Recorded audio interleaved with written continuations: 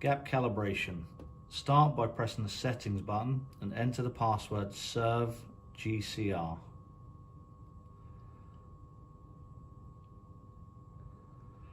Then press return. Scroll down until you see pattern calibration. Press the start button and now you have the 4 options. We're going to go gap calibration.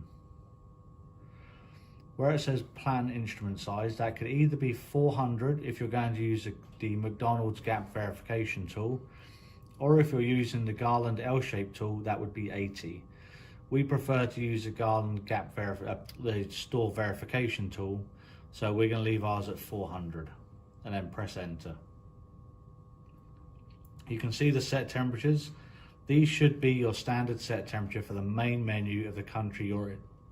So for us, we're using the American menu.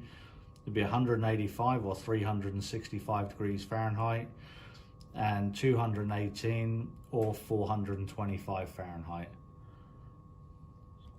Okay, start. Now that the platen's come down, you can see that it's going to stop at the 2-inch mark, or about 1.6. So platen set position here when it first comes down is the position where it stops at the lower limit switch or the home switch. That number should be between 1500 to 2300. If it's outside of that range, the grill is going to come up with an error 64 or an error 63. You have the instrument size here, and then this is the current position. Okay, because we're using a tool that's 400 mils, we're going to start by entering 400 mils and see how the grill is gapped.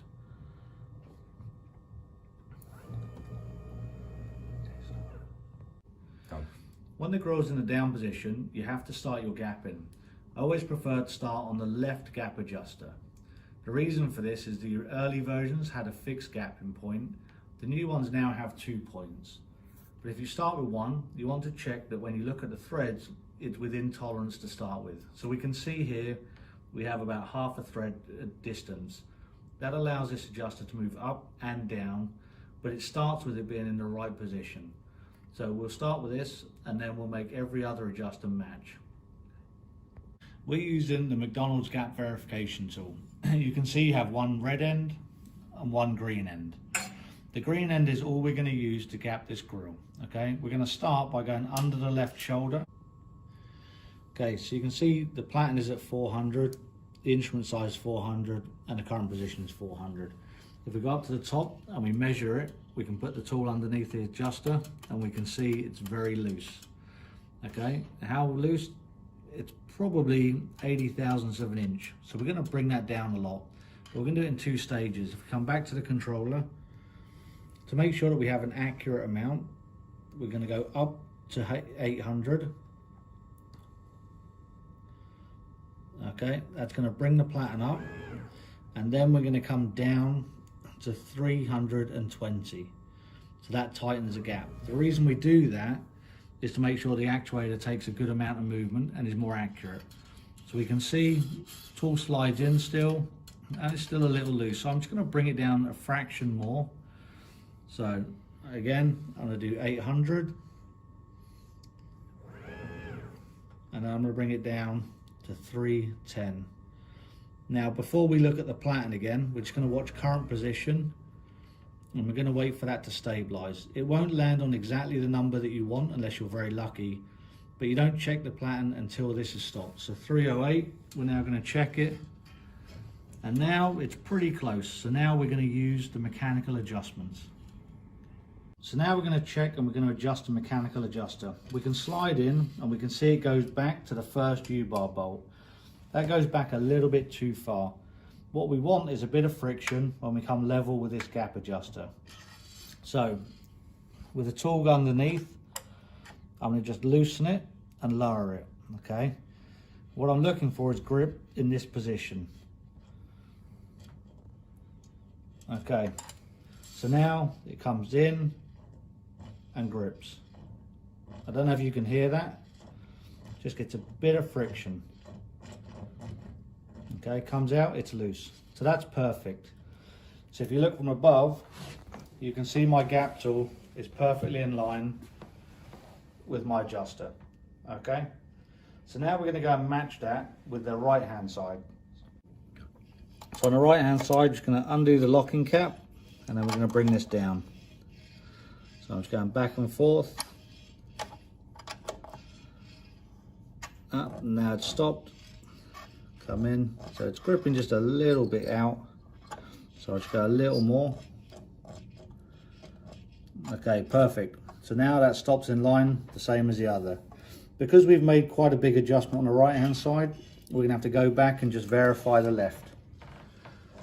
And the left is loosened up slightly. It now allows us to go back an inch.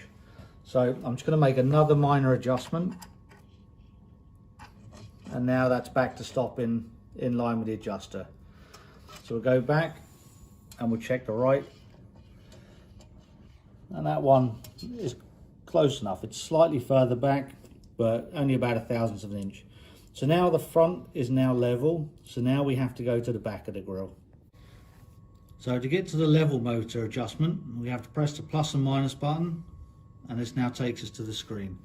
Here we have the back sensor, the front sensor, and the delta.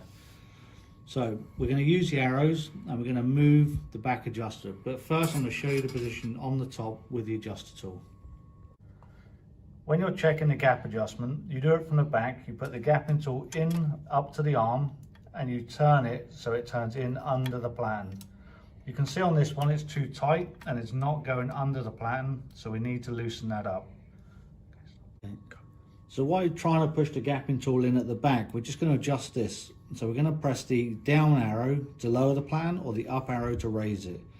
As we raise it, you'll see the back sensor will also adjust. So we need to increase the height of the platen, so we're going to push the up button. So we're going to keep pushing it, and then when the platen tool just slips under, we're going to stop. Okay, so now the gapping tool is sliding under the platen, and that fits perfectly.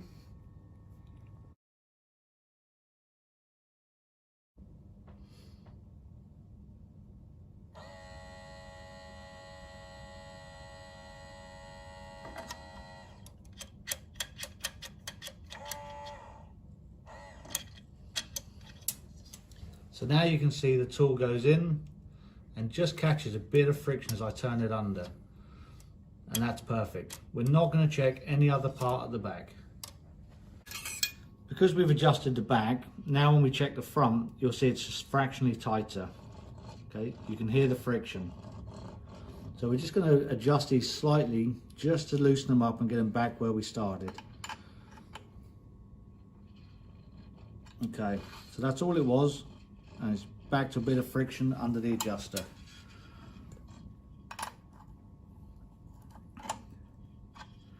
Okay, that's now perfect. So now we've gapped the grill, we now need to tighten the adjusters. So you need two tools. You need to hold the lower nut and use the other side of the wrench to tighten it. Okay, it should be nice and tight to stop it slipping. If you don't do this, the gap adjusters are going to come loose and it's going to change your gap. And then you'll be back within a week to re-gap it again. So both tools, push nice and tight, and that's it. So everything's locked up and everything's set. We're now going to press the back arrow here, which takes us to our main screen. I'm going to start by pressing update. Now when you press update, you have to watch and make sure the current platen position also changes. It will always add 5, so we set the tool at 400, it's set to 405. That's correct. If you used an 80mm tool, it would be 85. Once it's updated, you then press teach. Teaching resets all of the sensors and the auto recognition.